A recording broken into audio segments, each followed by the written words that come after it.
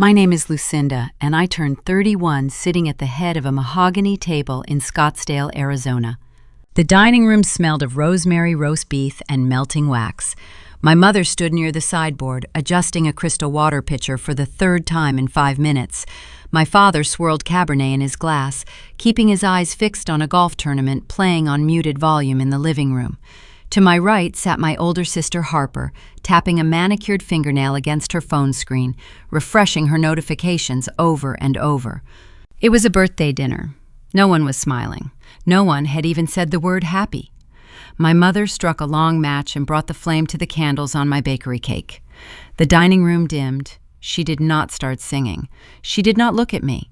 Instead, she leaned over my father's shoulder, her hand resting on the back of his chair. She lowered her voice to that specific frequency reserved for guarded family secrets. "Since everyone is here," my mother whispered, "have your daughter change the locks at her place before she finds out what is in the basement." My father did not flinch. He set his wineglass onto a silver coaster and gave a single, rigid nod. Her place. She meant my house. The property up in Flagstaff my grandfather left to me, the one I paid the property taxes on with my auditor salary while living 2 hours south in Phoenix. I sat 3 feet away. I heard every syllable. They assumed I was deaf just because I was quiet. I kept my hands folded in my lap. I fixed a polite, empty smile on my face and watched the wax drip onto the frosting. Harper dropped her phone onto her porcelain salad plate. She shoved her chair back. The wooden legs scraped hard against the polished floorboards. "I have to go," she said. Her voice trembled. She did not offer a client emergency. She did not invent an excuse. She grabbed her leather purse from the floor, snatched her car keys, and walked out the front door without looking back. The engine of her leased SUV roared to life in the driveway, tires kicking up dust as she sped toward the interstate. My parents calmly passed the mashed potatoes. My mother asked about my commute in Phoenix traffic. I answered her with a steady voice. I ate my roast. I drank my wine. For 2 hours, I played the exact role they assigned me 31 years ago, the dutiful, clueless second choice. Every minute that ticked by was a minute my sister spent driving north, straight into a trap I built by hand. 2 hours later, the heavy oak front door opened. Harper walked back into the dining room. The Arizona heat was still radiating off her clothes, but her face was the color of old ash. Her hands shook so badly she had to grip the back of an empty chair just to stay upright. She leaned down to my mother's ear, her chest heaving. Mom Harper whispered, the sound cracking under the weight of a ruined future. "There is a name on the door. It is not hers." She never finished the thought. Here is what nobody at that table knew. I already understood exactly what was waiting for Harper up in Flagstaff because I had spent 6 weeks quietly building it. Ever since a bizarre utility bill started me pulling a thread that ended inside a locked filing cabinet in my own basement and showed me what my parents and sister had been doing to my inheritance. Welcome back to Grape Vengeance, where women who stayed quiet for years finally tell you exactly how they walked away. If stories about family betrayal and hard-won boundaries speak to you, drop your age in the comments below and be sure to subscribe. Now let me take you back 6 weeks. 6 weeks before my sister walked back into that dining room with a ruined face, my life was quiet and predictable. I am a financial auditor. I work 60-hour weeks in a high-rise glass building in downtown Phoenix. My job is rigorous and devoid of emotion. I look at corporate ledgers and I find the money people try to hide. I track anomalies. I follow paper trails. I once spent 3 months tracing a missing $250,000 through shell companies just by noticing a discrepancy in a catering budget. Numbers do not lie. Numbers do not play favorites. Numbers do not tell you that you are being difficult when you ask for basic respect. That is why I prefer spreadsheets to Sunday dinners. My family operates on a different accounting system. In our house, my sister Harper is the only asset that matters. Harper is 3 years older than me. She calls herself a lifestyle influencer on the internet. In reality, she is a professional dependent. When Harper wanted to start a luxury organic candle business at 25, my parents drained a mutual fund to lease her a production warehouse. The business folded in 6 months. When she decided she was a holistic wellness coach at 28, my father bought her a commercial studio space. It currently sits empty, collecting dust. I paid my own way through state college, working graveyard shifts at a hotel front desk. With honors, my mother handed me a generic greeting card and a leather-bound planner and told me to make sure I kept my desk organized. I learned early that my role was to be self-sufficient, so they could pour all their resources into Harper. The only person in our family who saw the unequal ledger was my grandfather Harrison. He was my mother's father. He was a quiet, pragmatic man who built a stunning mid-century house up in Flagstaff. The property sits on an acre of land surrounded by towering ponderosa pines. He liked that I sat on his porch reading thick paperback books, while Harper demanded he take her to the mall to buy designer sunglasses. When he passed away 3 years ago, my parents immediately started measuring the Flagstaff house for property value. They stood in his kitchen discussing how much they could get if they sold it to fund Harper's next startup venture. But the will was read the following week. The document named me as the sole inheritor. The deed went straight into my name. My grandfather bypassed his own daughter to make sure I had a foundation of my own. My parents did not speak to me for a month after the funeral. I lived in that beautiful house for 2 years. I loved the freezing winter mornings and the smell of pine sap baking in the summer sun. But last year, my firm offered me a senior auditing position down in Phoenix. It was a career-defining promotion. I could not turn it down. I packed my boxes, draped sheets over the vintage furniture, and locked the Flagstaff property. I planned to let it sit vacant for a year, save up some capital, and then do a proper historical renovation before putting it on the market. The day I moved, my parents drove up to help, and by help, I mean my father stood in the driveway scrolling on his phone while my mother cornered me in the hallway. She held out her hand palm up. She told me pipes freeze in the winter. She reminded me that Flagstaff gets heavy snow, and I would be 2 hours away in the desert. She said I needed to let my father hold a spare key for emergencies. He could check the furnace. He could run the water to keep the plumbing clear. I should have said no. I should have put the key in my pocket, locked the deadbolt, and driven away. But I was 30 years old and still starved for a single genuine scrap of their approval. I wanted to be the good daughter. I wanted to prove I was part of the family. I wanted them to look at me the way they looked at Harper. So I unhooked the heavy brass key from my ring and dropped it into my mother's palm. She smiled and squeezed my shoulder. It was the warmest physical contact she had initiated in a decade. 6 weeks ago, on a Tuesday evening, the illusion cracked. I was sitting at the Granite Island in my Phoenix apartment. My laptop was open. I was reviewing a complex tax file for a client. I picked up my phone and called my mother on speakerphone. It was our standard weekly check-in. We talked about the brutal desert heat. We talked about my father complaining about his golf swing. We talked about Harper adopting a new restrictive diet for internet clout. Then I took a sip of iced water and casually mentioned my weekend plans. I told her I had accrued some vacation time. I said I was driving up to Flagstaff on Friday morning. I had scheduled an appointment with a general contractor. I was finally ready to start the renovations on grandfather's house. I told her I wanted to rip out the old kitchen cabinets and check the basement foundation before the winter storms rolled in. The line went dead silent. For 4 agonizing seconds, the only sound in my apartment was the low hum of my refrigerator. When my mother finally spoke, her voice was an entire octave higher than normal. The relaxed, conversational tone vanished. She sounded like a woman who had just stepped on broken glass. "Lucinda," she said breathlessly, "you cannot go up there this weekend." I stopped typing on my keyboard. I asked her why. I told her the contractor was already booked and paid for a consultation. The excuses poured out of her mouth like water from a ruptured main. She said my father drove up there a few days ago to check the water heater. She said he found toxic black mold spreading across the basement walls. She told me the spores were airborne and dangerous. She insisted I could get severely ill if I even walked through the front door without professional hazardous materials gear. I frowned at my phone screen. My grandfather built that basement like a concrete bunker. It had never had a single moisture problem in 40 years of harsh winters. I kept my voice light. I told her I could just wear a respirator mask. I said the contractor could assess the mold damage while he was there to look at the kitchen.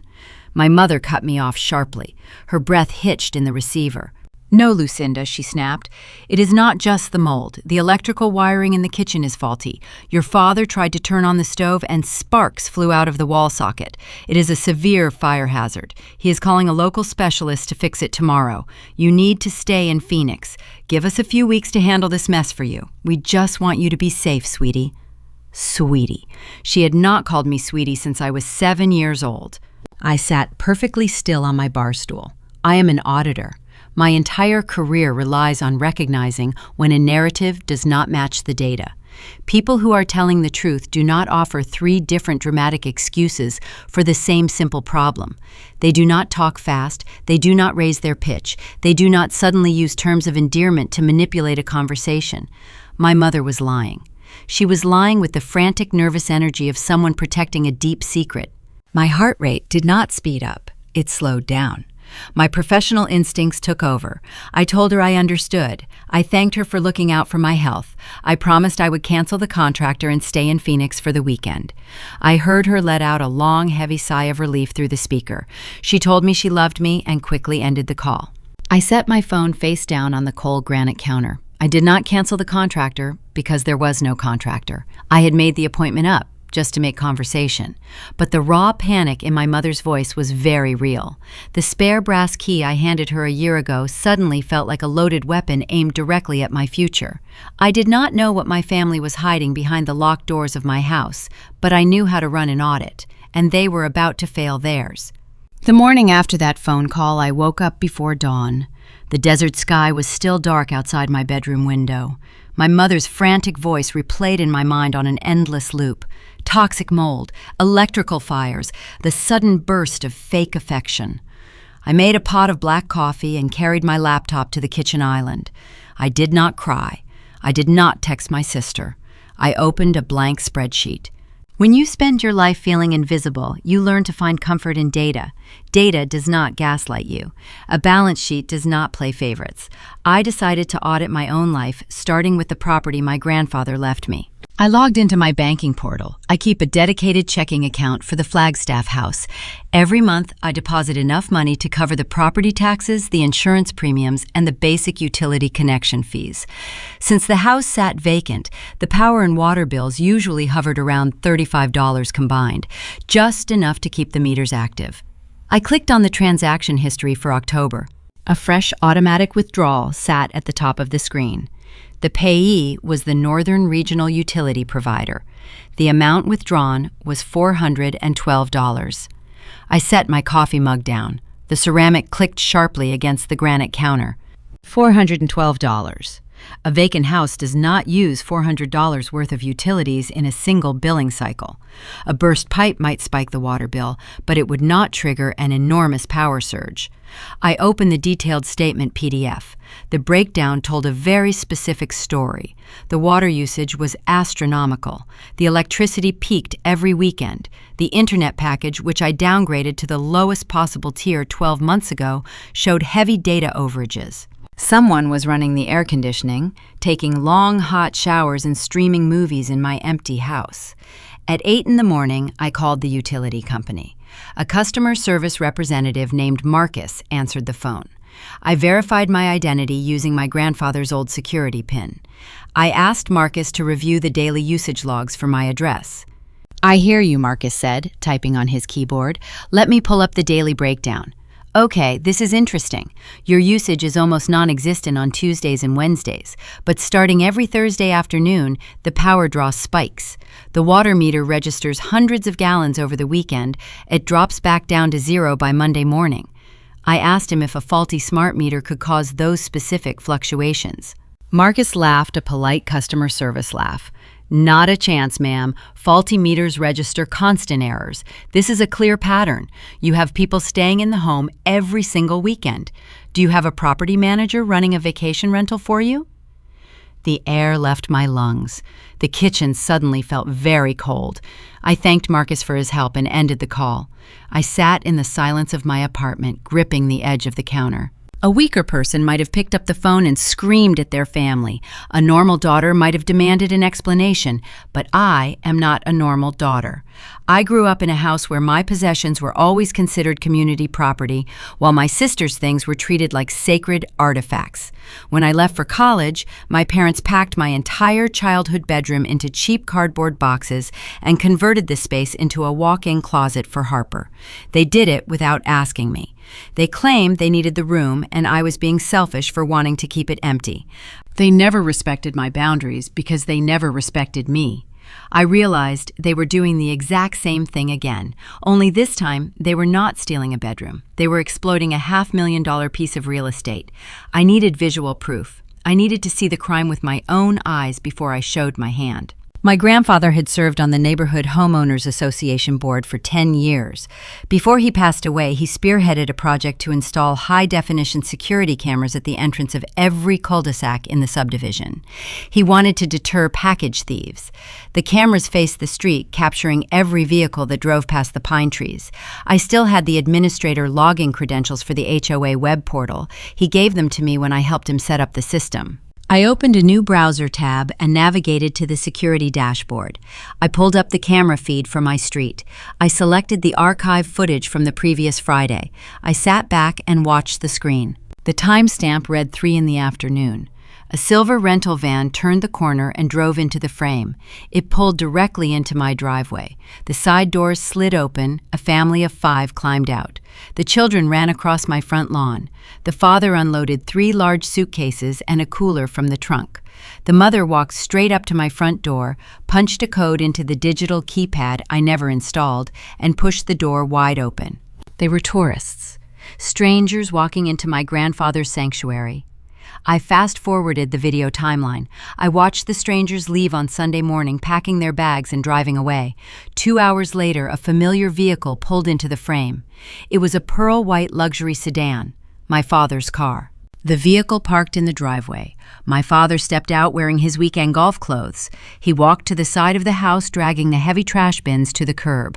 My mother emerged from the passenger seat. She carried a large plastic laundry basket overflowing with folded white towels and fresh bed sheets. She unlocked the front door using the spare brass key I handed her a year ago. My parents were not just turning a blind eye to squatters, they were the cleaning crew. I watched the footage loop. My chest tightened until it hurt to breathe. My parents always claimed they were too busy to visit me in Phoenix. They complained about the drive. They said their joints ached too much for road trips. Yet here they were driving 2 hours every single Sunday to scrub toilets and change sheets for paying strangers. They turned my inheritance into an illegal short-term vacation rental. The betrayal ran so deep it felt structural. They were profiting off the only thing my grandfather ever gave me. But the emotional pain quickly gave way to a cold, hard realization. My name was on the deed. My name was on the property insurance. If one of those tourists fell down the stairs and broke their neck, I would be sued into bankruptcy. If they threw a party and burned the house down, the insurance company would deny the claim the second they discovered it was being used as an unauthorized commercial hotel. My parents were risking my financial future, my career, and my freedom just to pocket some extra cash. I downloaded the video files and saved them to an encrypted hard drive. The evidence was undeniable, but it was not enough. The cameras only showed the driveway. I needed to know what they did to the inside of the house. I needed to know where the money was going. I closed my laptop and stood up. I walked to my bedroom closet and pulled down a small duffel bag. I packed a flashlight, a digital camera, and a set of lockpicks I bought years ago when I locked myself out of my college dorm. My mother told me to stay away from Flagstaff because of toxic mold and electrical fires. She thought her lies would keep me trapped in the desert. She thought I was the obedient, quiet daughter who would wait patiently for her permission to visit my own home. She was wrong. I grabbed my car keys and walked out the door. The drive north would take 2 hours. I planned to arrive in the dead of night, long after the tourists went to sleep. I was going to walk through the front door and find out exactly what my family was hiding in the dark. The drive up Interstate 17 felt longer than usual. The desert heat faded as the elevation climbed. The headlights of passing semi-trucks washed over my windshield. I kept the radio turned off. The silence allowed my mind to catalog every slight, every ignored birthday, every time my mother dismissed my achievements. I was building a mental ledger of their behavior. The power bill anomaly was just the latest entry. I needed to see the physical proof. I rolled my window down an inch. The sharp scent of pine needles flooded the cabin. I was getting close. I navigated the winding residential streets of Flagstaff. The neighborhood slept under a blanket of heavy darkness. Streetlights were sparse up here to preserve the view of the stars. I parked my car 3 blocks away from my property. I did not want the engine noise echoing down the cul-de-sac. I stepped onto the asphalt. The temperature hovered near freezing. I zipped my fleece jacket to my chin. My boots made soft crunching sounds against the gravel shoulder. I approached the house from the rear property line, slipping through a gap in the wooden fence. I stood in the foyer, breathing in the familiar scent of lemon polish and old wood. My grandfather built the staircase by hand. I ran my fingers along the polished oak railing. The main floor remained a museum dedicated to his memory. The floral sofa sat under a white drop cloth. The vintage clock ticked softly on the mantel. Dust motes danced in the beam of my flashlight. My parents left the upstairs untouched to create a perfect facade.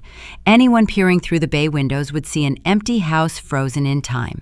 They were careful. They covered their tracks on the surface. I walked toward the back hallway. My pulse thumped against my ribs, a steady drumbeat of anticipation. I turned the brass knob on the basement door. The hinges did not squeak. Someone had oiled them recently. I descended the wooden steps. The stale air I expected was gone. A high-end lavender diffuser pumped fragrance into the climate-controlled space. I reached the bottom step and swept my flashlight across the room. The raw concrete walls were hidden behind smooth, painted drywall.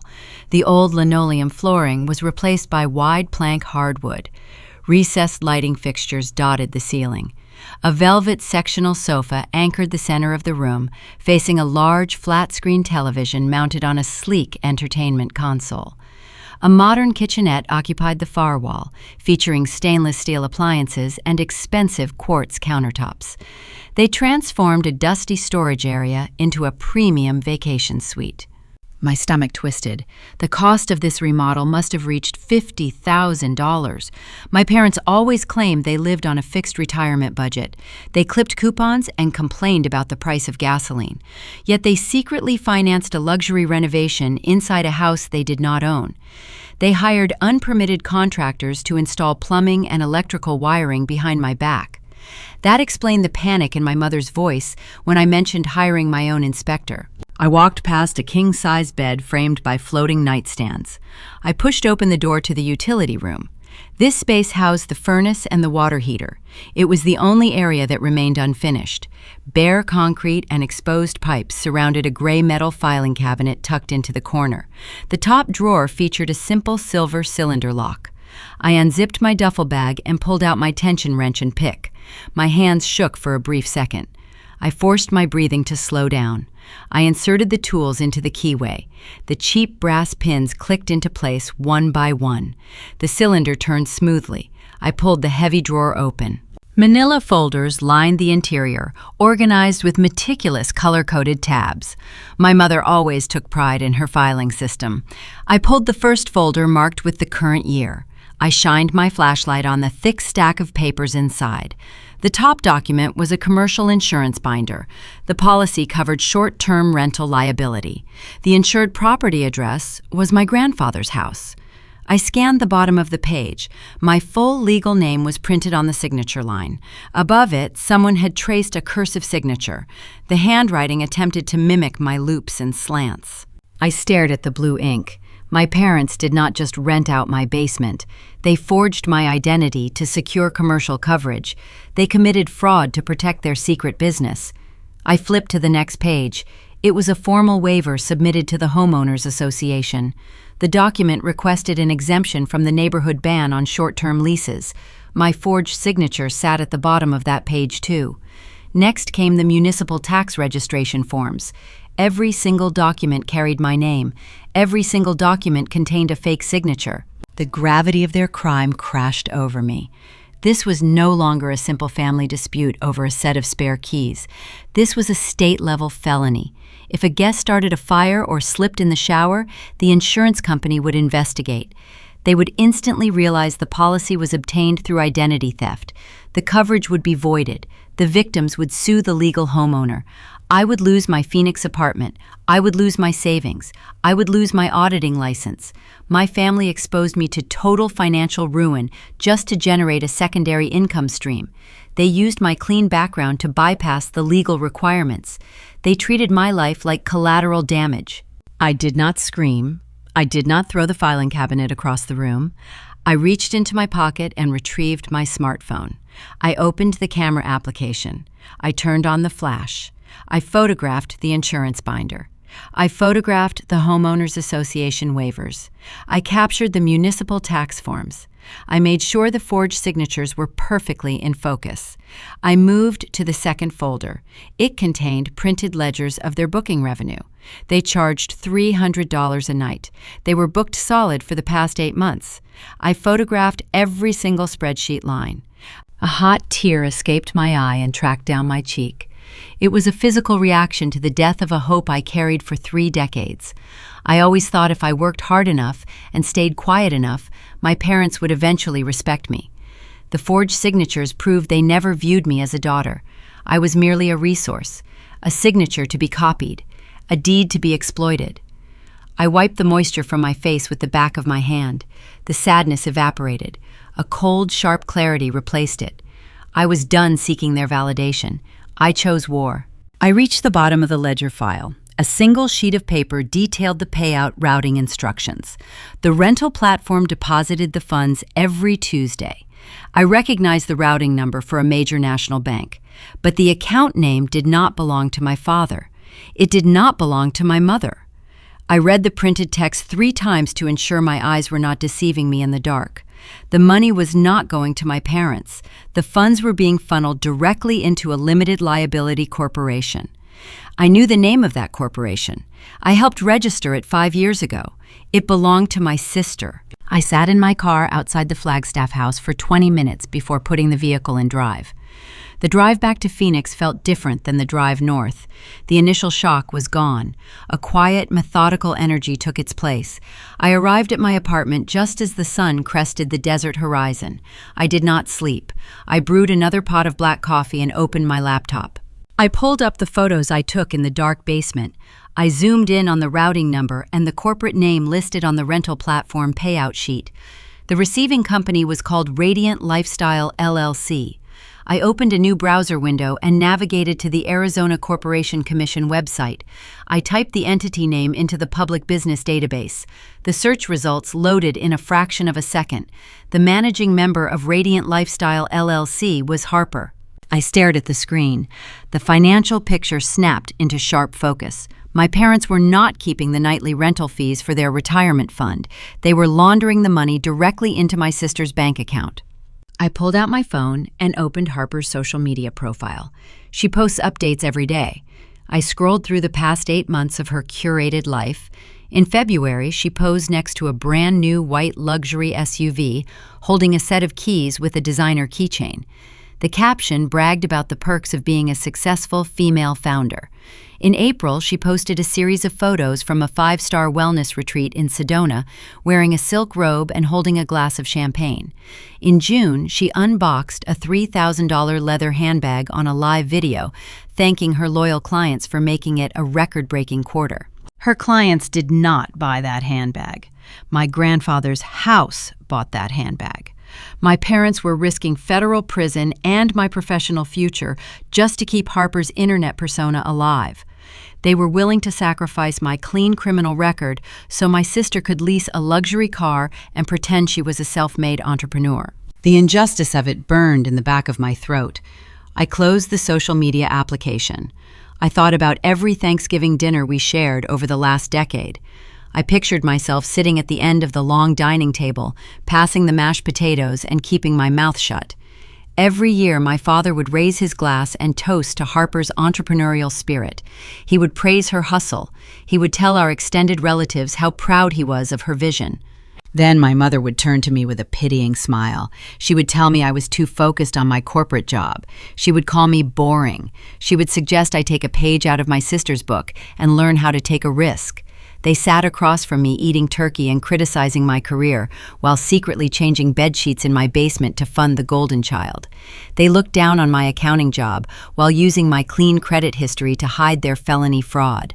A lesser woman would have picked up the phone right then and screamed at them. A lesser woman would have logged into the rental platform and deactivated the listing. But shutting down the account would only stop the cash flow. It would not balance the scales. They would just invent a new lie. They would twist the narrative and make me the villain for taking away Harper's income. I decided I was not going to just shut down the rental. I was going to dismantle their false reality piece by piece. I drove to a local office supply store when they opened at 8 in the morning.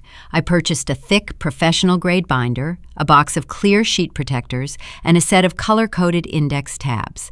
I returned to my apartment and fired up my laser printer.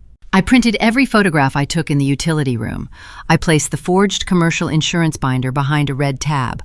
I filed the forged Homeowners Association waivers behind a blue tab.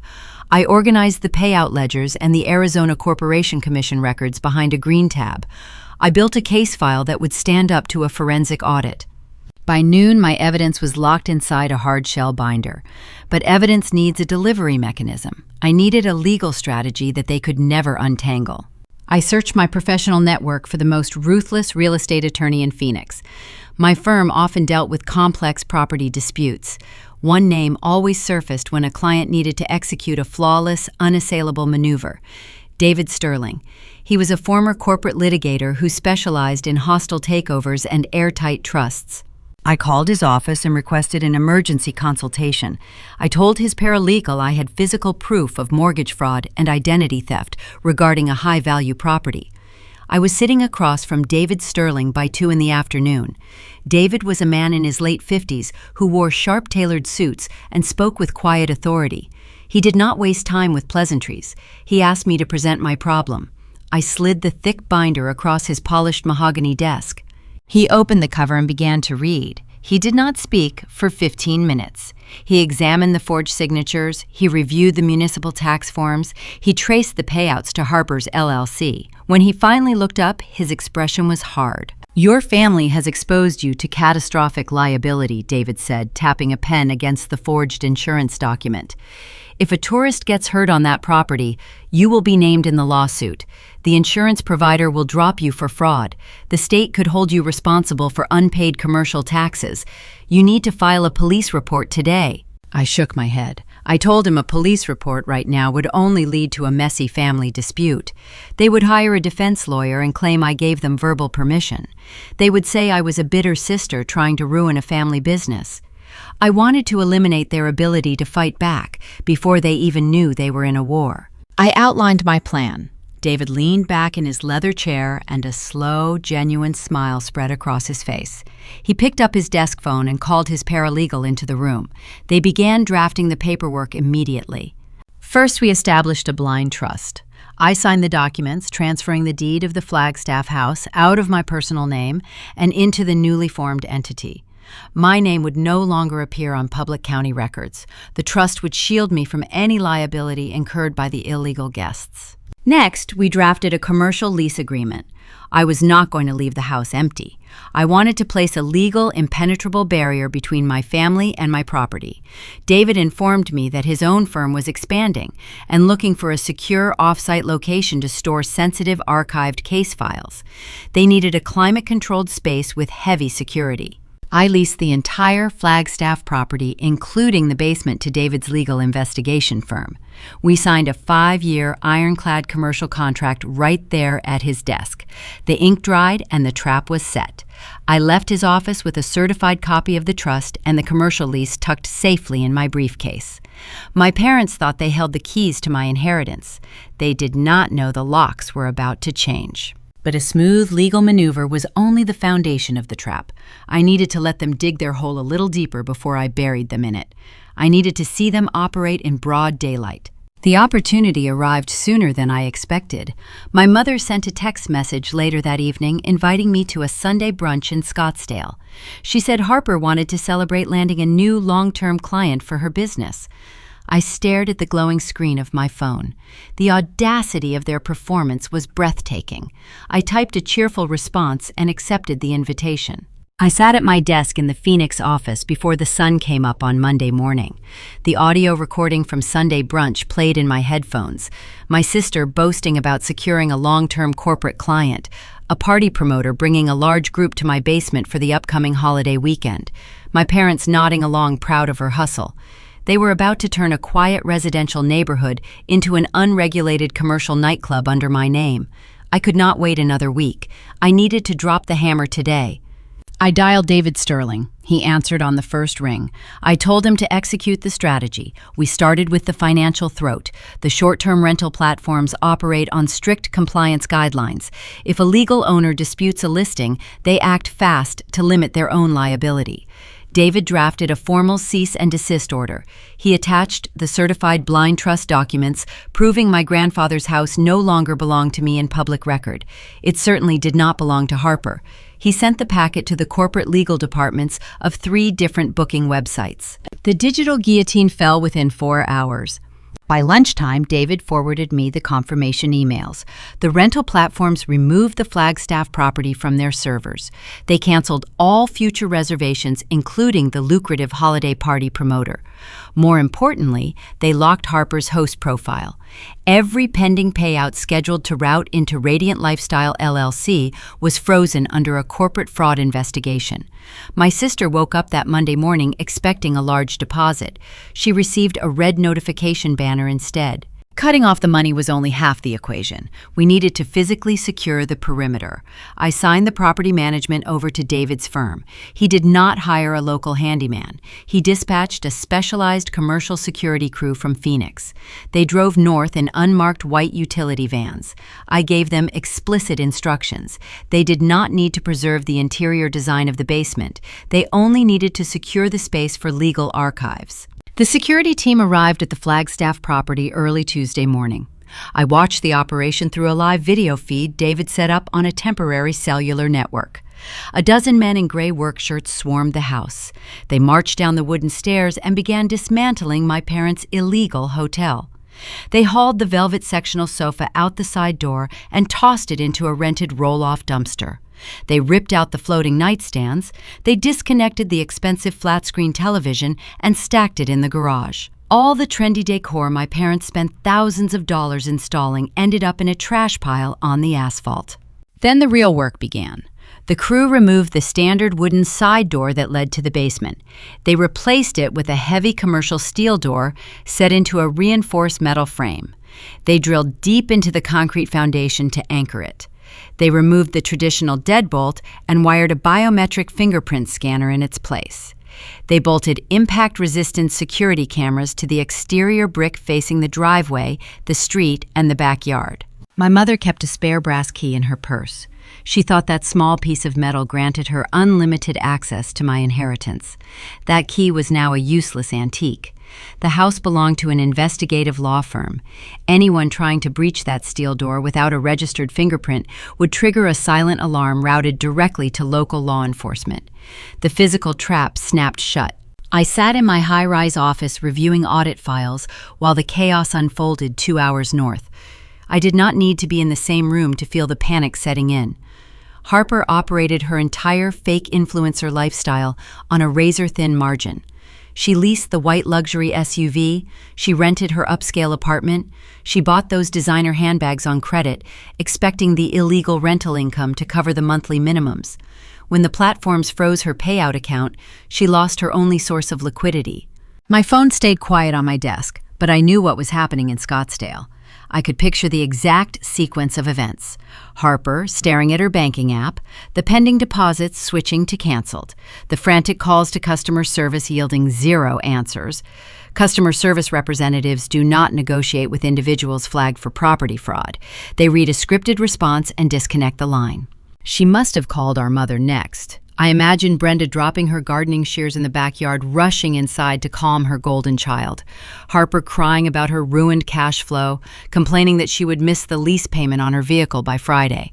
My parents always swooped in to rescue her from the consequences of her own actions. They would assume it was a simple computer glitch. They would promise to drive up to Flagstaff and sort it out. The beauty of the trap was the isolation. My parents had no idea a Phoenix law firm now occupied the premises. They had no idea their luxury basement was sitting in a dumpster. They just knew the money stopped flowing. On Wednesday evening, David called me with an update. His security cameras flagged a vehicle idling at the end of the Flagstaff cul-de-sac. A pearl-white sedan sat there for 20 minutes. My father. He drove up to investigate the missing reservations. He expected to walk inside and check the internet router. He saw the steel doors instead. He saw the cameras. He saw the brass warning plaque bolted to the brick. He did not get out of the car. He put the sedan in reverse and sped away. The realization must have hit him like a physical blow. The property was locked down. The filing cabinet containing all their forged commercial insurance documents and fake homeowners association waivers was trapped inside a fortress.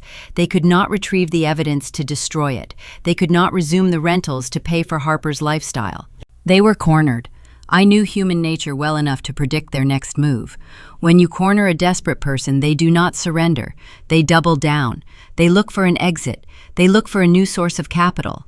I closed my laptop and packed my briefcase. I walked out of the office feeling a deep, profound sense of calm.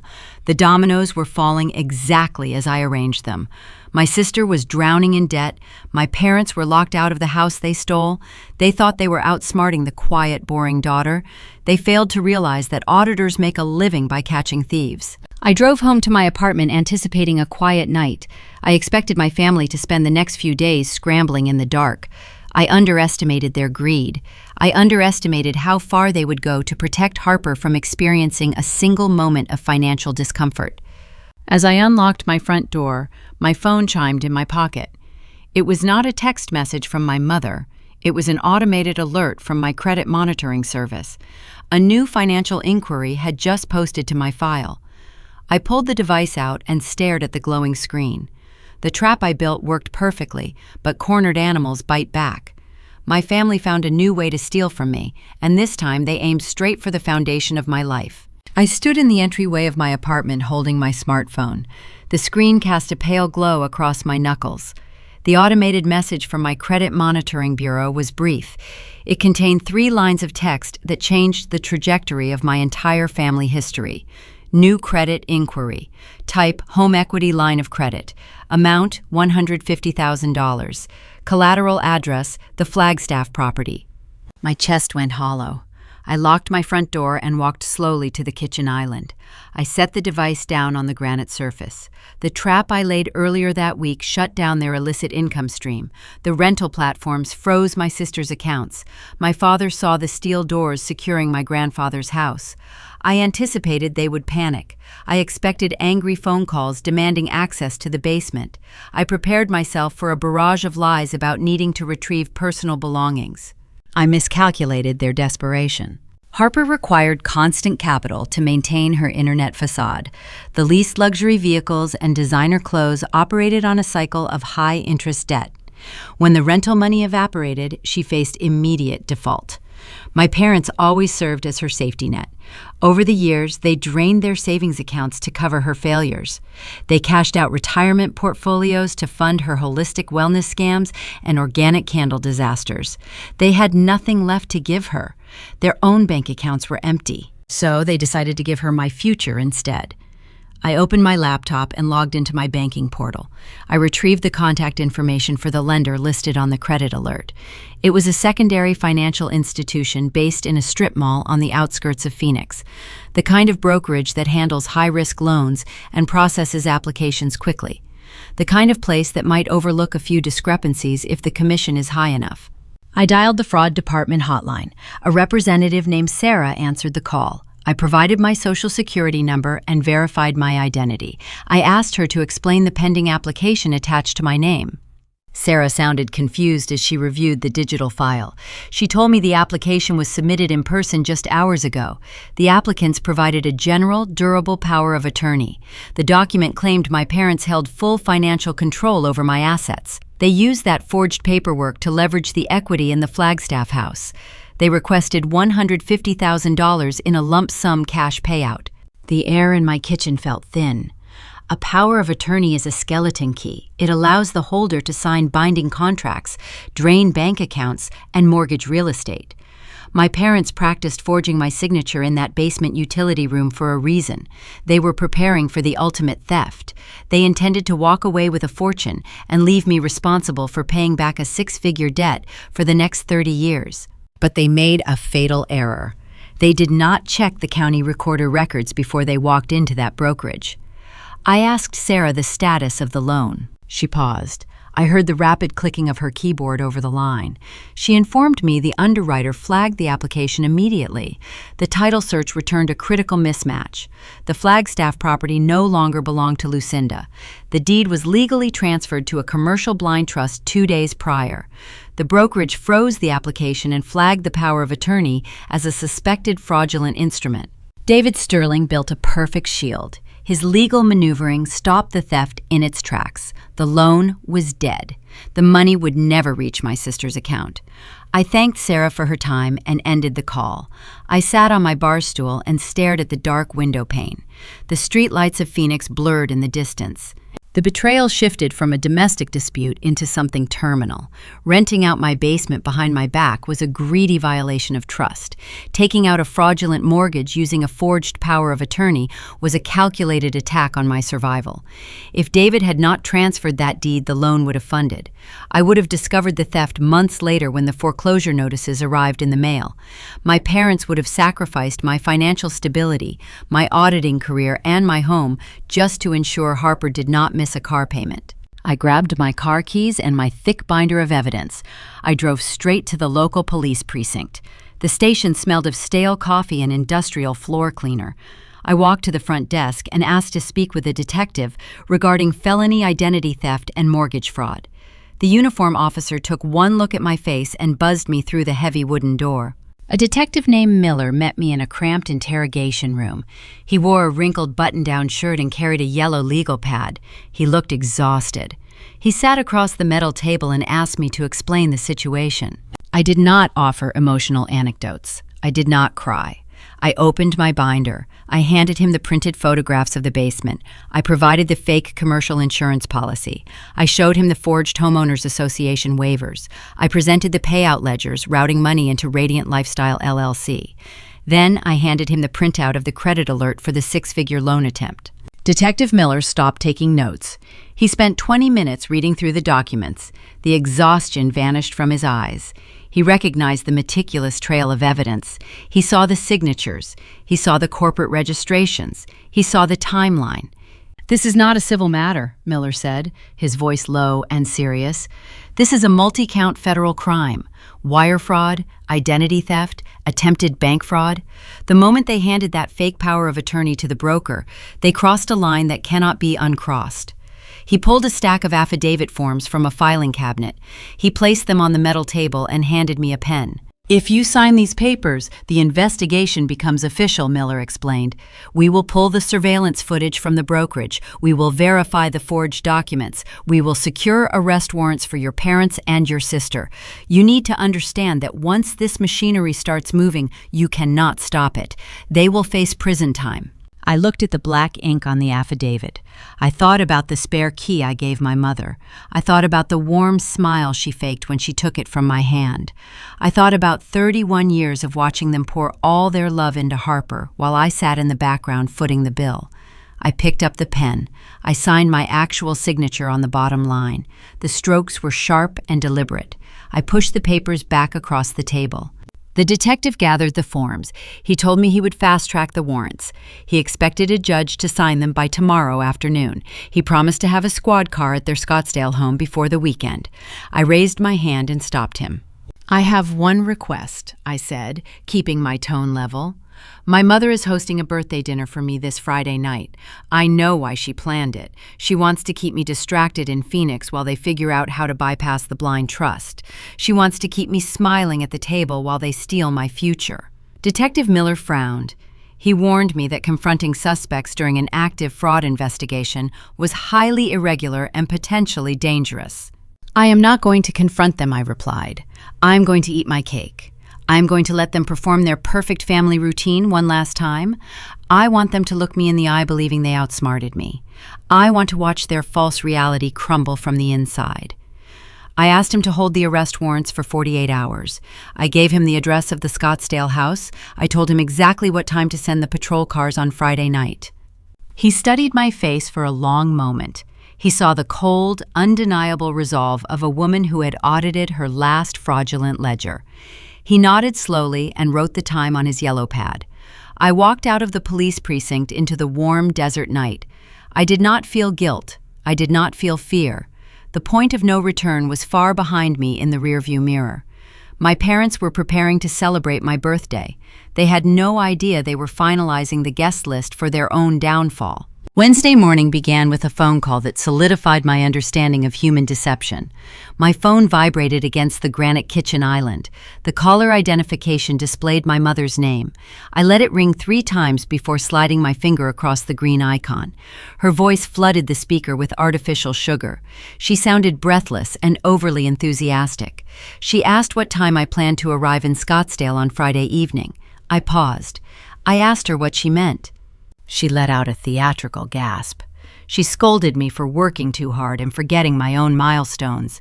She announced she was hosting a lavish birthday dinner in my honor. She promised my father was buying an expensive cut of prime roast. She swore my sister Harper ordered a custom lemon cake from a high-end bakery. She told me the entire family needed to gather under one roof to celebrate my 31st year. I stared at the blank wall of my apartment. My mother has never cared about my birthday. I remember turning 25. I spent that evening eating cold takeout noodles alone in a silent apartment. My parents were not in Arizona. They flew to Los Angeles to watch Harper audition for a reality television program she never booked.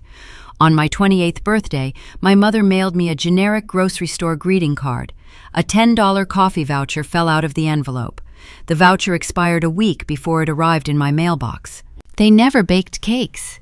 They never bought prime cuts of meat. I was the invisible child relegated to the background while my sister absorbed all the oxygen in the room. Now my mother was begging me to sit at the head of her mahogany table. The abrupt shift in behavior was not fueled by maternal guilt.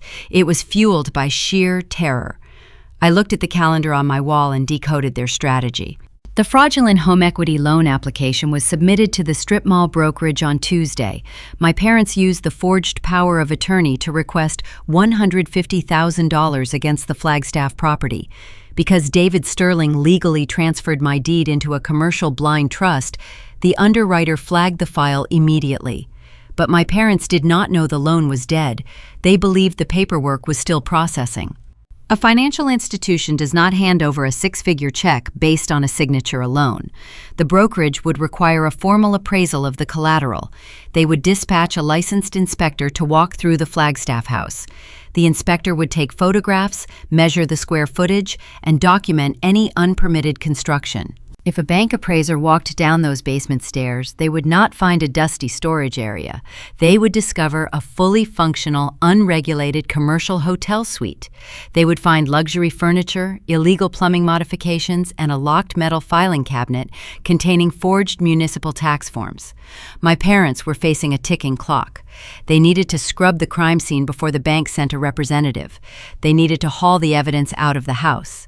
To execute that cleanup operation, they needed Harper, but more importantly, they needed to neutralize me. If I stayed in Phoenix for the weekend, I remained an unpredictable variable. I might decide to drive north on a whim to measure the kitchen cabinets for my imaginary renovation. I might decide to check the roof before the winter storms. If I walked through the front door while Harper was dragging a velvet sectional sofa into a moving truck, their entire scheme would implode. They needed a geographic leash. They needed me trapped in a designated location under bright lights where they could monitor my every move. A formal sit-down dinner was the perfect cage. They would keep me occupied in Scottsdale. We would drink wine, we would pass side dishes. Harper would likely excuse herself halfway through the meal. She would invent a sudden client emergency. She would grab her car keys and speed north to Flagstaff. She intended to empty the basement and burn the forged insurance binders while I blew out birthday candles 2 hours away. I did not let the silence on the phone stretch too long. I played my assigned role.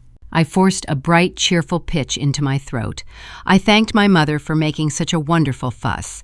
I told her I was thrilled to spend the evening with the family. I promised to arrive promptly at 6 o'clock. The heavy sigh of relief on her end of the line was audible. She told me to wear something elegant. She said we needed to toast to my ongoing success. I ended the call and tossed the phone onto the counter. The trap they laid for me was insulting.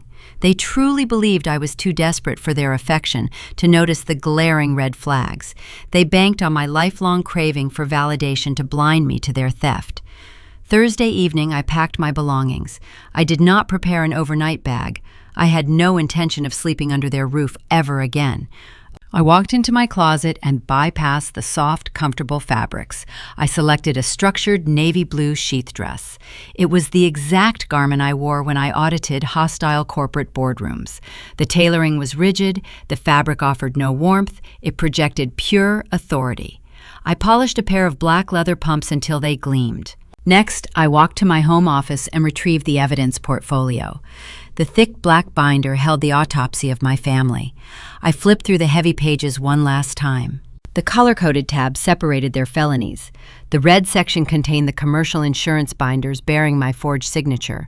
The blue section held the fraudulent homeowners association waivers. The green section displayed the payout ledgers proving the nightly rental income funneled directly into my sister's corporate bank account. The final page was the fresh credit alert, detailing the 6-figure loan attempt. I closed the cover. The binder felt heavier than a stack of paper should feel. I slid it into my leather briefcase and snapped the brass clasps shut. Friday afternoon arrived with a blistering desert heat. I left my office building early and merged onto the crowded interstate. Traffic crawled through the urban sprawl. The setting sun painted the sky in shades of bruised purple and harsh orange. I turned off the car radio. I required total silence to tune my mind to the correct frequency.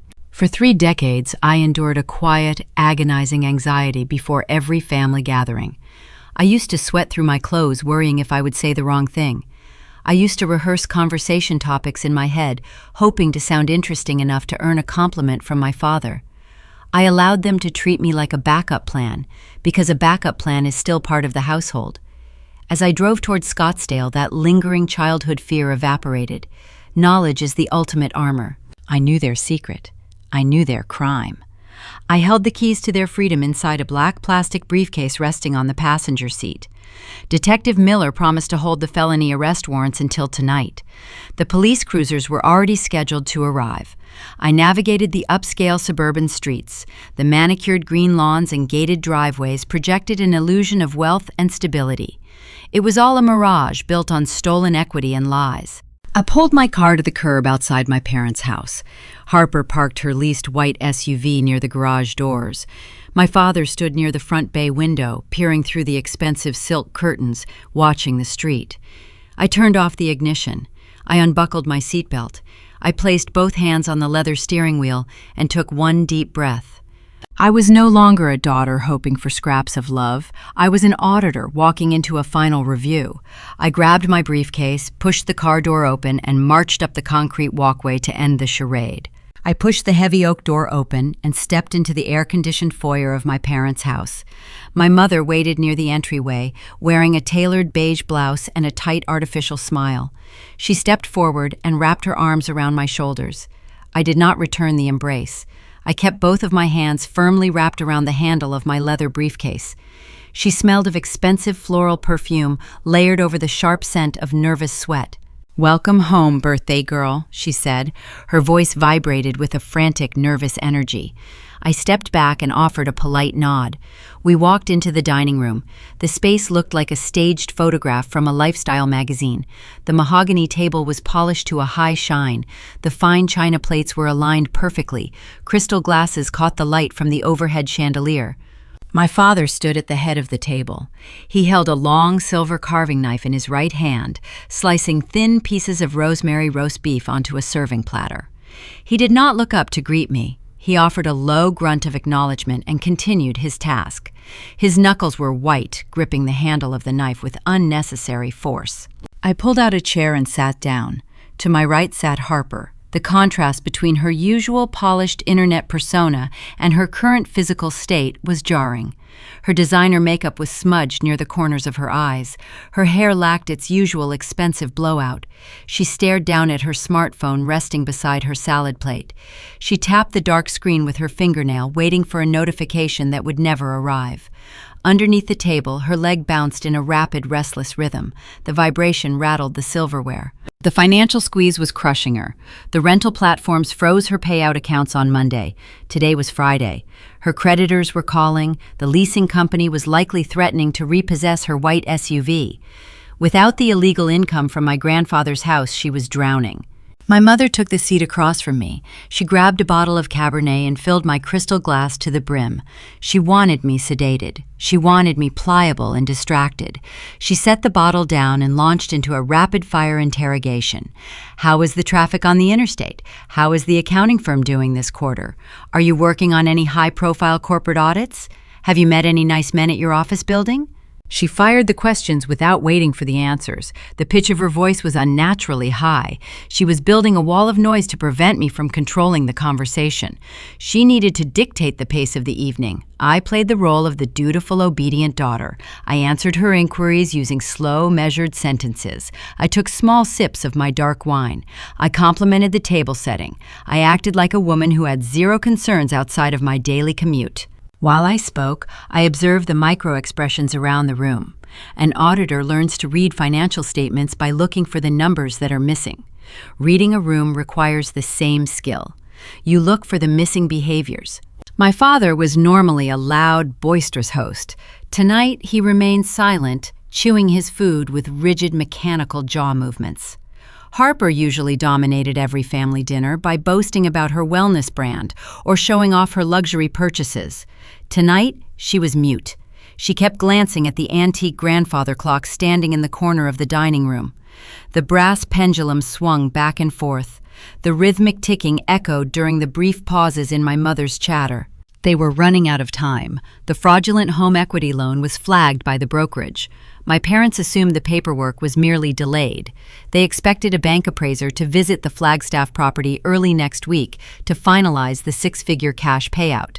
They needed the basement cleared before Monday morning. They needed to remove the velvet sofa, the floating nightstands, and the metal filing cabinet containing the forged municipal tax forms. They needed me pinned down in Scottsdale so Harper could drive north and scrub the crime scene. My mother stood up and cleared the dinner plates. She walked into the kitchen and returned carrying a round lemon cake. The bakery box sat on the counter behind her. She struck a long wooden match and lit the candles. The dining room dimmed. The flickering orange light cast long shadows across the walls. She did not sing. She did not wish me a happy year ahead. Instead, she walked behind my father. She rested her hand on the back of his wooden chair. She leaned down and lowered her voice to a harsh, urgent frequency. She thought the soft background noise of the television playing in the living room would mask her words. She underestimated my hearing. "Since everyone is here," she whispered, "have your daughter change the locks at her place before she finds out what is in the basement." My father did not flinch. He set his wineglass onto a silver coaster. He kept his gaze locked on the television screen and gave a single, sharp nod. The signal was given. Harper pushed her chair back. The wooden legs scraped against the floorboards, producing a loud, grating screech. "I have a client emergency," she lied. Her voice cracked on the final syllable. She did not offer a detailed excuse. She did not apologize for ruining the dinner. She snatched her leather purse from the floor, grabbed her car keys, and sprinted toward the front door. The heavy oak door slammed shut behind her. A moment later, the engine of her leased vehicle roared to life in the driveway. The tires kicked up gravel as she accelerated toward the main road. I sat 3 feet away from my parents. My face remained a perfect, calm mask. I folded my hands in my lap. I did not ask where my sister was going. I did not question the sudden departure. My mother returned to her seat. She let out a long breath. Her shoulders dropped. The frantic, nervous energy evaporated. She picked up her wineglass and took a deep, satisfying drink. She glanced at my father and offered him a faint, triumphant smile. They believed they won. They thought they successfully contained the threat. They assumed I swallowed the bait and fell for the birthday trap. They pictured Harper driving up the mountain using the spare brass key to unlock my front door. They imagined her renting a moving truck and hauling the evidence away into the dark forest. They thought they outsmarted the quiet, boring auditor. I picked up my fork and cut a piece of the lemon cake. I tasted the sweet frosting. I looked across the table at my father. I asked him if he managed to fix the slice in his golf swing. He blinked, surprised by my casual interest. He cleared his throat and launched into a long, detailed story about playing the back 9 holes at his country club earlier that week. He used his hands to demonstrate his grip on the club. He explained the wind conditions on the fairway. I listened. I nodded at the appropriate intervals. I asked follow-up questions to keep him talking. I kept my mother engaged by asking for her opinion on the golf course landscaping. Every second that ticked by was a second Harper spent driving north. The dramatic irony hung in the air thicker than the smell of the roasted meat. My parents were celebrating their perceived victory while sipping expensive wine. They had no idea they were celebrating a mirage. Harper was speeding at 80 miles an hour toward a brick wall. She was heading toward a property leased to a high-end legal investigation firm. She was driving toward a reinforced commercial steel door anchored deep into a concrete foundation. She was racing toward a biometric fingerprint scanner and impact-resistant security cameras. She planned to use a brass key to open a lock that no longer existed. I took another slow bite of my dessert. The cake was delicious. I savored the flavor and enjoyed the steady rhythmic ticking of the grandfather clock. I knew the exact distance between Scottsdale and Flagstaff. I knew exactly how long the drive would take. I settled into my chair, prepared to wait for the phone call that would shatter their comfortable illusion into pieces. While I sat in that formal dining room eating a slice of lemon cake, my sister raced up Interstate 17. I know exactly how her journey unfolded. The security cameras mounted outside the Flagstaff property recorded every second of her arrival. The digital trail from her phone GPS provided the timeline. Let us leave the Scottsdale house for a moment and ride along in the driver's seat of Harper's leased luxury vehicle. The dashboard lights illuminated her pale face. She gripped the leather steering wheel so hard her knuckles ached. Her mind spun in circles trying to solve a financial puzzle she could not comprehend. For years she operated on a simple, predictable formula. Whenever she failed, our parents provided a safety net. Whenever she needed cash, they handed her a shovel to dig into my foundation.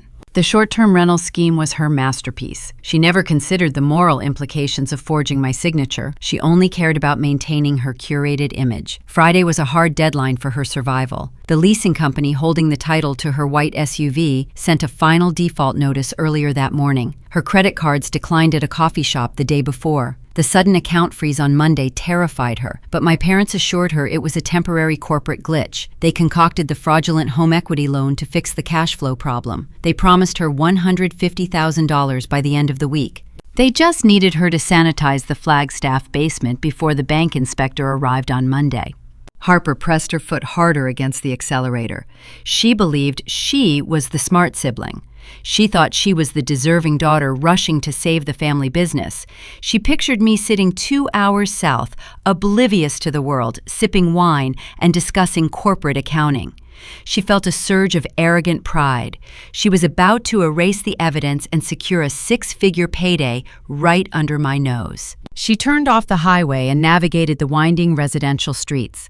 The mountain air was crisp and biting. The neighborhood slept under a heavy canopy of ponderosa pines. She pulled the vehicle into my gravel driveway and shifted the gear selector into park. She reached into her expensive designer purse and pulled out the brass spare key. Our mother pressed that piece of metal into her palm just before the birthday dinner began. Harper viewed that key as a magic wand. It granted her access to unlimited resources. It represented her ultimate triumph over the boring and visible younger sister. She stepped out of the car. Her high heels clicked sharply against the concrete. She planned to work fast. She intended to drag the filing cabinet containing the forged municipal tax forms out to her trunk. She needed to strip the luxury bedding, hide the modern decor, and make the space look like a dusty, neglected storage unit. She calculated the job would take 2 hours. She walked toward the side entrance, rubbing her bare arms against the mountain chill. The darkness of the property felt reassuring. It meant the house was empty. It meant the coast was clear. She turned the corner of the brick exterior. She raised the brass key, preparing to slide it into the familiar deadbolt. Her hand stopped midair. The standard wooden side door was missing. A heavy slab of commercial-grade steel stood in its place. The metal frame was bolted deep into the concrete foundation. Harper blinked, staring at the cold gray surface. The traditional lock mechanism was gone. A sleek black biometric fingerprint scanner glowed in the darkness where a keyhole should have been. Confusion clouded her brain. She took a step backward.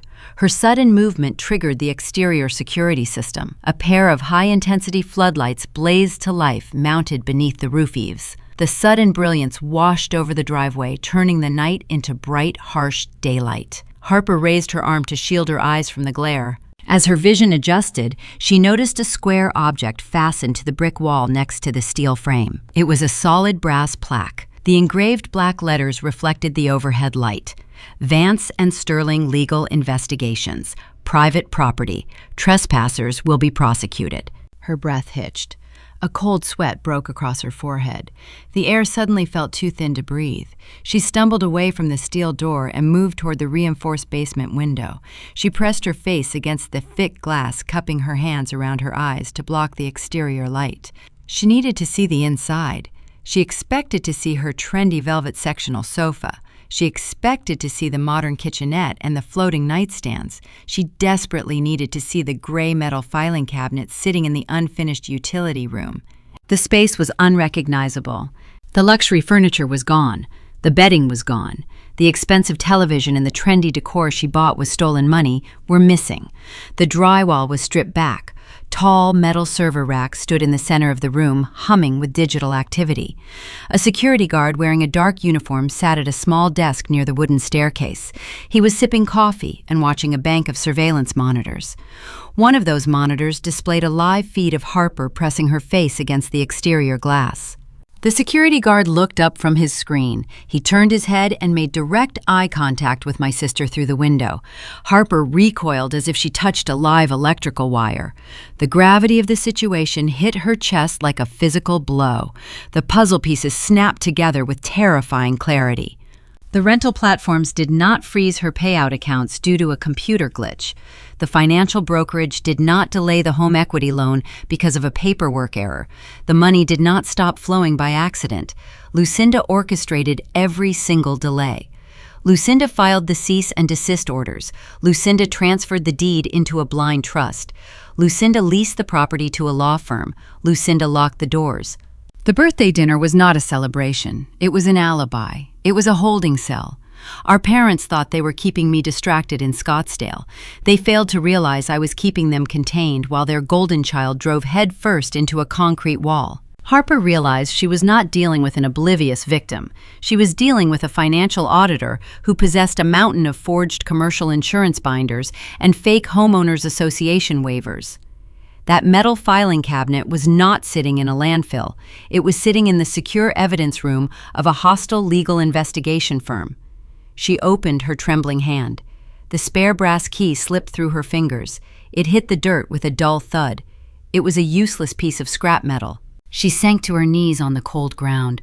The flawless internet persona she spent years cultivating shattered into a million jagged pieces. She was no longer a successful female founder living a curated life in Arizona. She was a desperate criminal facing federal wire fraud charges. The forged signatures on those tax documents carried mandatory prison sentences. The fraudulent loan application constituted severe bank fraud. She stared at the steel door. The quiet, boring sister held the keys to her freedom. Harper dragged herself back to the leased SUV. Her legs felt like lead. She opened the driver's side door and collapsed into the leather seat. She did not have the forged documents. She did not have the cash. She did not have a future. She only had a long, dark 2-hour drive back to Scottsdale to deliver the news. The trap I built in the shadows was finally dragged into the light. She started the engine and turned the vehicle around, heading back to the dining room where the final reckoning awaited. I finished my slice of lemon cake. The grandfather clock in the corner of the dining room chimed 9 times. An hour had passed since Harper fled the table. My mother sat across from me, radiating a smug, quiet satisfaction. She believed the crisis was averted. She picked up a silver dessert knife and cut a second slice of cake, sliding it onto my father's plate. She poured herself another generous glass of Cabernet. The tension that gripped her earlier in the evening evaporated. She smiled at me and asked if I wanted to go shopping the next morning. She offered to buy me a new pair of shoes for my birthday. Brenda used small financial gifts to purchase my silence. A pair of shoes was the standard compensation for ignoring her favoritism. In her mind, a weekend shopping trip erased decades of neglect. I declined the offer politely. I told her I had early morning plans in Phoenix. I watched her nod, accepting my answer without a second thought. She did not care about my schedule. She only cared that I was sitting exactly where she put me. The heavy front door flew open. It did not just unlock, it struck the interior foyer wall with a loud, cracking impact. The sound echoed through the quiet house. My father jerked his head away from the television screen. My mother froze with her wine glass hovering inches from her mouth. Harper stumbled into the entryway.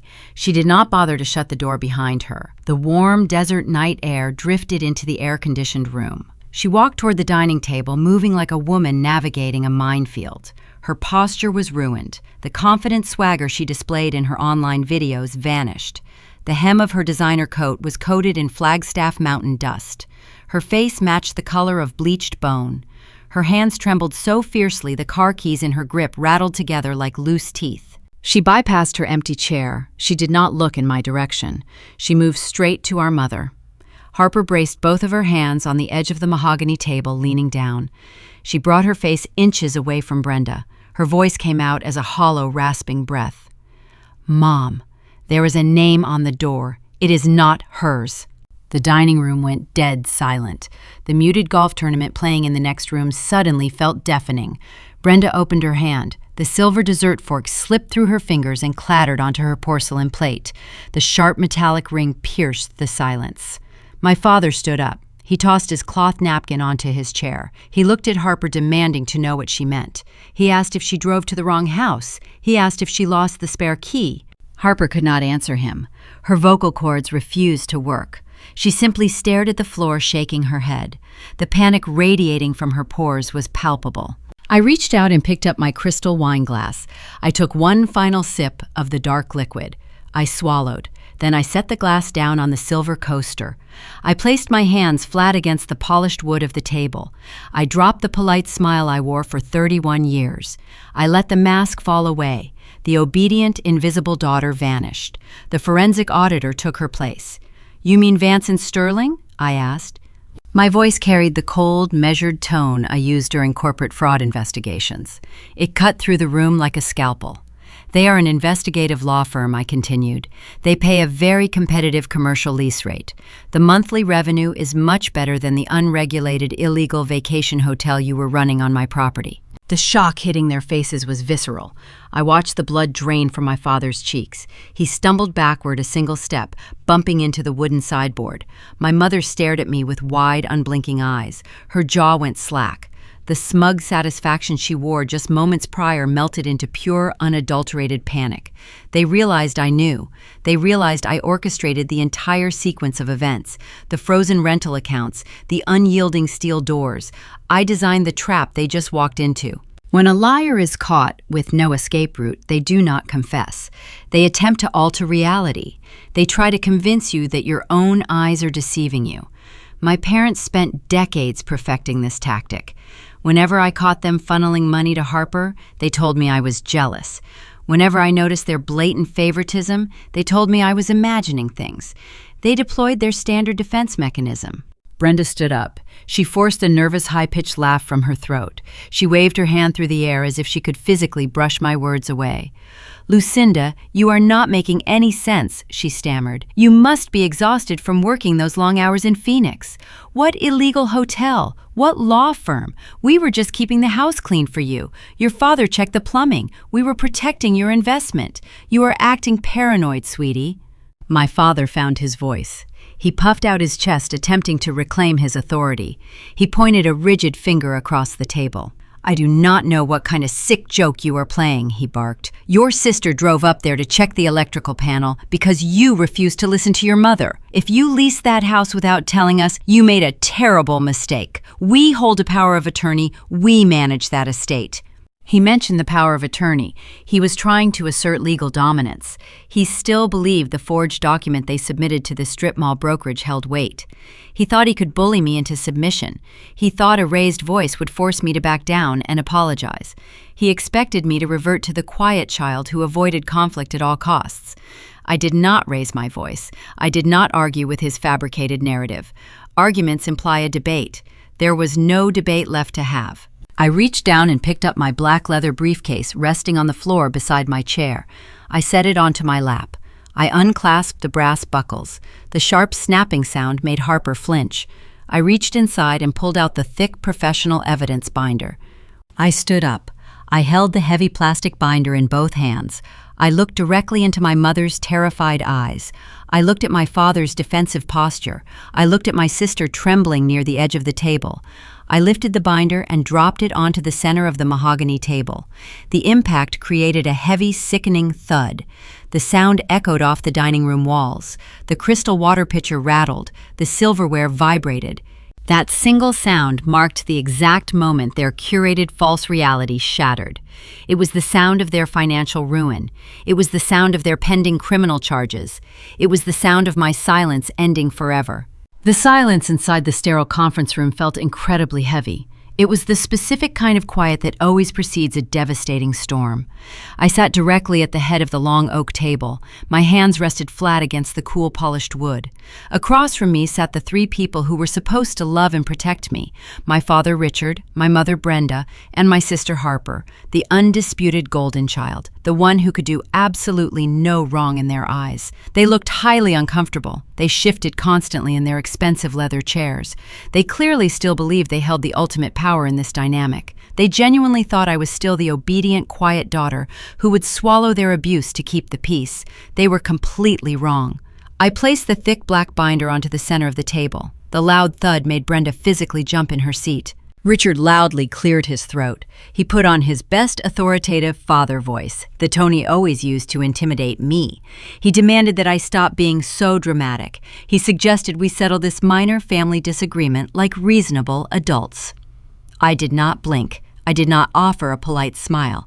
I refused to let him finish his arrogant sentence. I raised my right hand in a sharp gesture. It commanded absolute silence in the room. Richard snapped his mouth shut. His neck turned a dark shade of red. He was never used to being interrupted by anyone. He was certainly not accustomed to being controlled by me. I unclasped the binder. The crisp sound of turning pages echoed sharply in the tense room. I did not let any of them speak. I completely controlled the room. I pulled out the first stack of heavy documents. I pushed them forcefully across the smooth wooden surface. They were high-resolution, glossy photographs. They clearly documented the massive basement of my investment property. They displayed the illegal, unpermitted renovations. They showcased the secret living spaces they had constructed and hidden from me for months. Brenda reached out with a violently trembling hand. She picked up the top photograph. Her face instantly lost all its color. I did not pause to let her recover. I pulled out the next thick stack of legal papers. These were the official Homeowners Association records. I slid them right next to the scattered photos. I pointed a firm finger directly at the bottom signature lines. I stated clearly that the HOA approval permits were completely forged. Someone in this room had fraudulently signed my name to approve massive structural changes to a property I solely owned. Richard tried to laugh. It was a nervous, hollow, pathetic sound. He waved his hand dismissively in the air. He claimed the entire situation was just a silly misunderstanding. He aggressively argued they were merely trying to improve the overall property value for my long-term benefit. He insisted the local HOA board would never care about a few minor technicalities. I leaned forward slightly. I looked straight into my father's panicked eyes. I explained that the state of Arizona takes zoning laws and unauthorized residential construction extremely seriously. I clarified that forging a property owner's legal signature on binding contracts was never considered a simple technicality. I told him it was a documented crime. The fake, arrogant confidence rapidly drained from his sweating face. Harper loudly rolled her eyes. She leaned far back in her chair and tightly crossed her arms over her chest. She complained that I was wasting everyone's valuable time. She boldly stated she had absolutely nothing to do with the basement construction and demanded to leave the meeting immediately. I reached deeply into the black binder again. I pulled out a massive stack of official bank records. I slid them directly in front of my impatient sister. I ordered her to look closely at the bright yellow highlighted sections. She slowly uncrossed her arms. She leaned forward to inspect the pages. I read the specific numbers aloud for the entire room to hear. I recited the exact routing numbers from the hidden bank accounts. I revealed the direct digital trail of illegal rental income generated from my property. Every single stolen dollar flowed perfectly into one highly specific destination. It went straight into the primary corporate account of Harper's failing limited liability company. Harper opened her mouth to argue. Not a single word came out. I systematically read the exact dates of the wire transfers. I read the precise dollar amounts down to the final cent. I flawlessly matched every single bank deposit to the exact days the illegal basement rent was collected by our parents. I provided undeniable concrete proof that she was fully funding her lavish luxury lifestyle using my stolen money. Harper stared blankly at the bank statements. Her jaw literally dropped open. The devastating evidence was sitting right in front of her face. She knew she could not charm or manipulate her way out of this trap. Brenda simply could not handle the crushing tension. She broke down completely. She started crying uncontrollably. It was her classic, predictable manipulation tactic. Whenever she was caught doing something horrible, she instantly played the victim. She sobbed loudly into her hands. She screamed that I was acting cruel and heartless. She yelled that we were a family and families forgive each other. She boldly stated they only took the money because Harper was struggling financially. Brenda pointed a violently shaking finger at my face. She shouted that I already had a successful career. She complained that I had so much money and so much independence. She actually claimed I was deeply selfish for not freely sharing my personal wealth with my struggling sister. She told me a truly good daughter would simply look the other way and help her beloved family survive. I felt absolutely zero pity for her dramatic tears. A few years ago, that desperate crying would have easily broken my heart. A few years ago, I would have apologized immediately and handed them whatever cash they requested. Today, I only felt profound disgust. I ignored her pathetic display entirely. I reached into the very back pocket of the heavy binder. I pulled out one final single sheet of paper. It was carefully protected inside a clear plastic sleeve. I set it gently in the exact center of the table. I instructed them to look very closely at the final document. The loud crying instantly stopped. Brenda wiped her wet eyes and stared at the paper. Richard slowly put on his reading glasses. Harper leaned over the table to get a better view. It was a formal bank loan application. It was a flagged application for a home equity line of credit. The total amount requested was exactly $150,000. The massive loan was meant to be secured against the equity of my primary residence. At the very bottom of the white page was my signature. Except I had never seen this document before today. The signature was a remarkably clumsy forgery. It had been officially flagged by the bank's internal fraud department. I kept my voice completely flat and ice cold. I informed them this was no longer a simple family dispute over basement rent.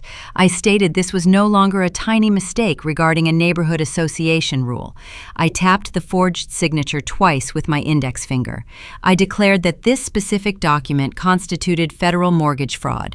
I clearly explained that the strict legal penalty for attempting to secure a fraudulent bank loan using stolen identities carried severe mandatory prison sentences.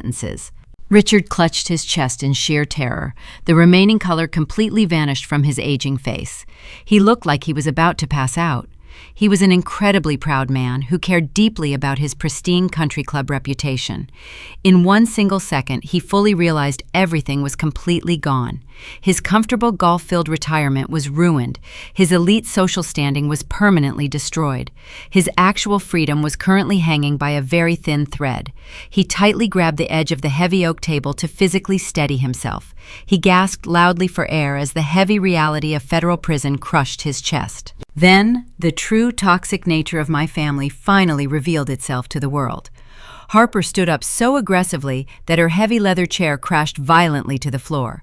She pointed fiercely at our terrified parents. She started screaming at the absolute top of her lungs. She yelled that she had absolutely no idea they forged those federal signatures. She viciously called them common criminals. She told them they were completely insane for trying to steal $150,000 from a federal bank. Brenda reached out to her beloved golden child, desperately begging her to calm down and lower her voice. Harper aggressively slapped her mother's shaking hand away. Harper looked directly at me with wild, desperate, panicked eyes. She rapidly insisted she was completely innocent. She threw our parents under the bus without a single second of hesitation. She loudly claimed Brenda and Richard orchestrated the entire illegal scam behind her back. She insisted they simply gave her the cash, and she never once asked where the funds came from. She screamed at the top of her lungs that she would happily testify against both of them in federal court just to save herself from going to jail. Brenda shrieked in absolute horror. She simply could not believe her precious, perfect Harper was viciously betraying them to save her own skin. Richard yelled furiously at Harper to shut her mouth before she made things worse. The fake facade of the perfect, loving, golden American family completely shattered right in front of my eyes. The unbreakable family bond they always bragged about publicly dissolved into pure toxic poison. They tore into each other ruthlessly. They shouted terrible legal threats. They hurled vicious personal insults. They acted exactly like cornered rats fighting aggressively for scraps in a tiny trap. I sat back comfortably in my chair and silently watched them destroy each other. It was undoubtedly the most satisfying emotional moment of my entire life.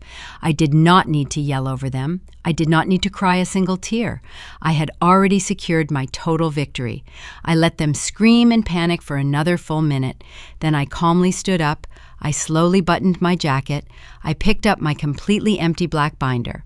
The violent fighting instantly stopped. They all looked up at me, absolutely terrified of what I was going to do next. I walked confidently toward the heavy oak door. I placed my hand firmly on the cool brass handle. I looked back one final time at the 3 pathetic strangers who used to be my family. I advised them that they should immediately hire separate criminal defense attorneys. I casually informed them that the Scottsdale Police Department and the Federal Bureau of Investigation had already received their own certified copies of this exact binder. I opened the door, stepped out into the bright, quiet hallway, and left them alone in the dark with their consequences. I stepped out of the heavy oak front door and pulled the cool Arizona night air into my lungs. The temperature had dropped. The frantic shouting from the dining room muffled into a dull hum behind the thick exterior walls. I walked down the concrete steps and stood on the manicured front lawn. I folded my arms and waited. I did not have to wait long.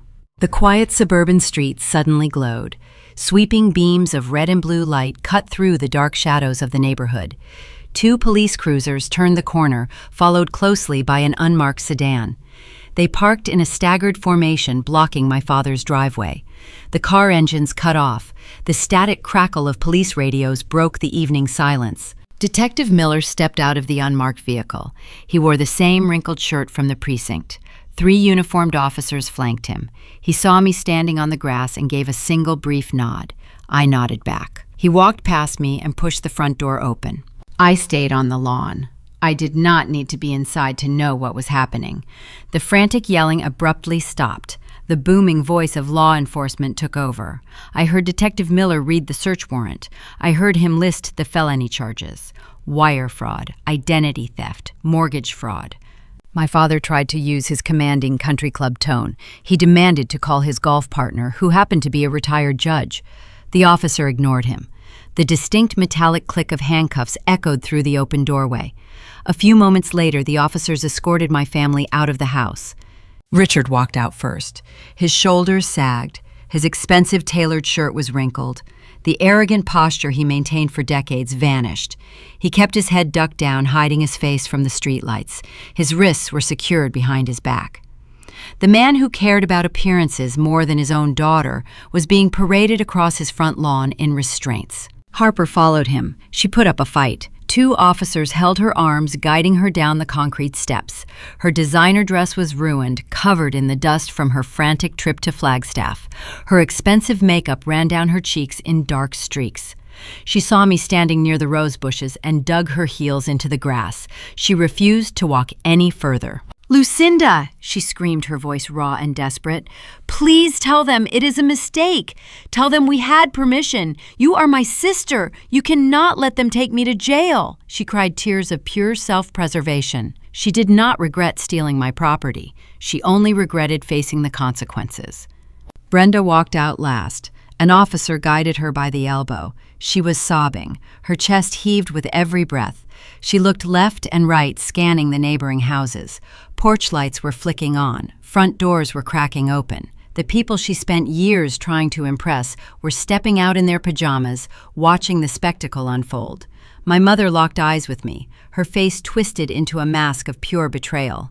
"How could you do this to your own family?" she wailed. "How could you do this to your mother?" I uncrossed my arms. I looked at the three of them standing under the flashing red and blue lights. I felt no pity. I felt no guilt. "I am not doing anything to you," I replied, my voice steady and clear. "The paperwork is—" The officers guided them into the back seats of the patrol cars. The doors slammed shut, the engines turned over. The vehicles pulled away from the curb, driving my past down the street and out of my life. The immediate aftermath moved with ruthless efficiency. The justice system does not care about family dynamics. It cares about documented evidence. The binder I handed to Detective Miller provided a flawless roadmap for the prosecutors. Harper lost her false reality within a matter of days. The state seized her limited liability company. The corporate accounts were frozen permanently. Without the illegal rental income to cover her minimum payments, her creditors swarmed. A tow truck arrived at her upscale apartment complex that same week and repossessed her leased white SUV. She lost the designer clothes and the expensive handbags. The authorities dug deeper into her financial history. When they realized she failed to report the stolen rental income on her yearly tax returns, the Internal Revenue Service opened an audit. The tax evasion charges carried steep penalties. She traded her five-star wellness retreats for meetings with public defenders. My parents fared much worse. The federal bank did not take the fraudulent loan application lightly. The institution pursued maximum restitution for the time and resources spent investigating the forged power of attorney. Richard and Brenda needed high-priced criminal defense attorneys to keep themselves out of federal prison. Those attorneys required steep retainers. My parents had no cash. Their retirement portfolios were already drained from bailing Harper out of her previous failed business ventures. They possessed only one remaining asset, the house in Scottsdale. 30 days after the birthday dinner, a prominent real estate sign appeared on their front lawn. They sold the property at a steep loss just to liquidate the equity quickly. The grand mahogany dining table where I spent 31 years feeling invisible was sold to an estate liquidator. The fine china and the crystal wine glasses were auctioned off for pennies on the dollar. They moved into a cramped two-bedroom apartment near an industrial park. The humiliation did not end with the loss of their wealth. The local news media covers major real estate fraud cases. A prominent digital news outlet in Arizona published a detailed article about the arrests. The story outlined the stolen vacation rental and the forged signatures. It included their booking photos. The article circulated quickly through their social circle. The country club revoked my father's membership. My mother's brunch friends stopped returning her phone calls. The social status they worshipped crumbled into dust. I observed the fallout from a safe distance. I received several voicemails during the first 2 weeks. A defense attorney called asking if I would be willing to sign a leniency statement. My mother called from an unknown number, crying into the receiver, begging for a second chance. She promised they would pay me back every single dollar if I dropped the charges. I did not answer the phone. I did not return the messages. I logged into my cellular provider portal and permanently blocked their contact information. When the court scheduled their initial bail hearings, I stayed home. I did not drive to the courthouse. I did not sit in the gallery. I owed them zero support. The woman who craved their approval died the moment she picked the lock on that filing cabinet in the basement. I cut the cancer out of my life. The surgery was painful, but the recovery was swift. I spent the remainder of the year focusing on my career and finalizing the commercial lease with the legal investigation firm. The Flagstaff property generated a steady, legitimate income stream. The blind trust protected my assets. I built a fortress around my peace of mind. I learned that biology does not demand loyalty. When people show you their true character through their actions, you must believe them the very first time. I stopped looking backward and started looking forward. The desert sky outside my Phoenix apartment felt brighter. The air felt cleaner. The path ahead belonged entirely to me. 6 months have passed since the flashing red and blue lights illuminated that manicured lawn in Scottsdale. Today I woke up and walked out onto the back patio of my new home. The morning air in Sedona carries a different weight than the Phoenix heat. It feels clean. I sat in a wooden Adirondack chair, holding a ceramic mug of dark coffee. I watched the sunrise paint the towering red rocks in shades of copper and gold. For the first time in 31 years, my chest did not feel tight. I did not wake up wondering if I needed to call my mother to apologize for an imagined slight. I did not check my phone expecting a demanding text message from my sister. The crushing anxiety that dictated my entire youth dissolved into the desert wind. I am finally breathing on my own terms. My daily routine changed drastically. I still work as a financial auditor, but I no longer commute to a high-rise glass building in the city. I negotiated a remote contract with my firm. My new home office features floor-to-ceiling windows facing the canyons. I spend my days tracking corporate discrepancies while listening to the local birds sing. The deep satisfaction of true self-reliance replaced the desperate need for my parents' approval. When you pay for your own life using money you earned honestly, no one can hold your shelter hostage. No one can threaten to take away your stability. I built this sanctuary brick by brick, and the deed belongs solely to me. I do not own the Flagstaff property anymore. I let the legal investigation firm finish the initial phase of their commercial lease. Then I executed a quiet, clean sale. The blind trust handled the transaction, shielding my name from public real estate records. A lovely retired couple purchased the house. They plan to use the basement as a pottery studio. My grandfather would appreciate that outcome. I took the proceeds from that sale, combined them with my auditor salary savings, and bought this beautiful Sedona house. The transaction closed without a single complication. Seeing those funds hit my secure bank account felt like closing a heavy book. The chapter of my life tied to their greed officially ended. The justice system moved methodically over the past half year. Harper did not handle the pressure of a federal indictment well. The golden child folded the moment a prosecutor offered her a deal. She pled guilty to a lesser charge of tax evasion and accessory to mortgage fraud. She avoided a prison cell, but she did not escape punishment. A judge ordered her to complete 1,000 hours of community service. She cleans up highway litter wearing an orange safety vest under the blazing Arizona sun. Without her fraudulent income, she could not maintain her influencer lifestyle. She works full-time at a discount retail clothing store in a strip mall. She spends her days folding clearance sweaters and ringing up customers.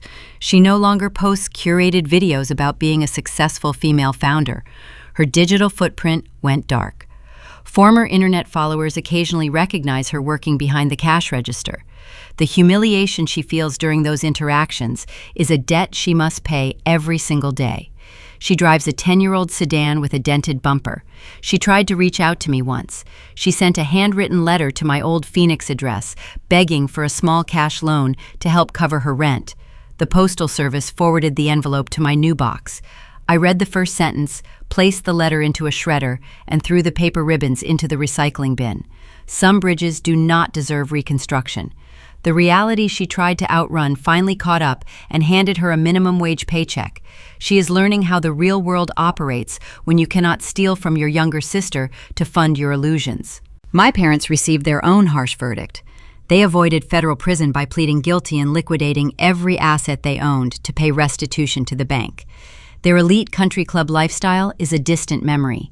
They live in a cramped one-bedroom apartment on the ground floor of an aging complex.